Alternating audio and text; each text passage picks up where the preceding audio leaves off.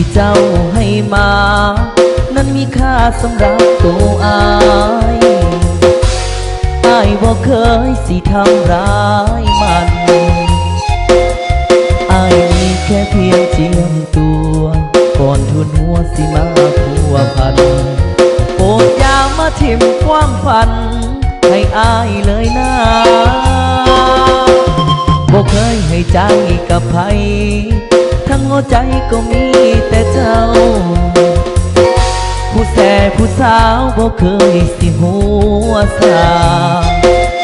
ได้แต่ยอมรับความเป็นจริงเพื่อผู้หญิงที่อายเห็นค่าให้คนใหม่ที่เขาเข้ามาดูแลให้ดีสำหรับอายแล้วเจ้านั้นมีค่าที่ผ่านมาไอ้หักเจ้าจริงให้เกียรติน้องเป็นผู้หญิงที่อายนั้นมีอยากเอ่ยปากเรียกเธอว่าแฟนเดินควงแขนสักครั้งก็ยังดีอยากให้รู้ว่าที่เห็นแบบนี้อายมีเหตุผล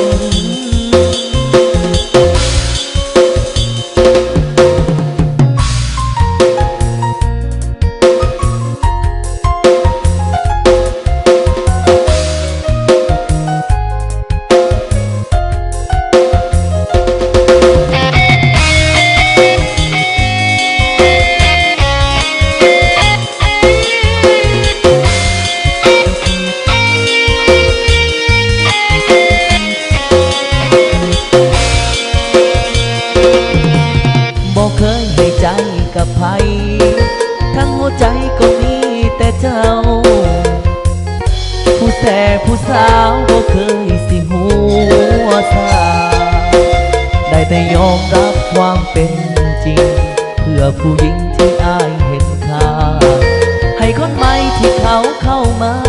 ดูแลให้ดีสำหรับอายแล้วเจ้านั้นมีค่าที่ผ่านมาไอ้หักเจ้าจริงให้เกียรติน้องเป็นผู้หญิงที่อายนั้นมี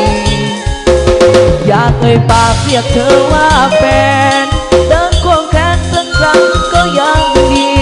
อยากให้รู้ว่าที่เหตุแบบนี้อายมีเหตุผลแค่อยากบอกให้น้องเข้าใจ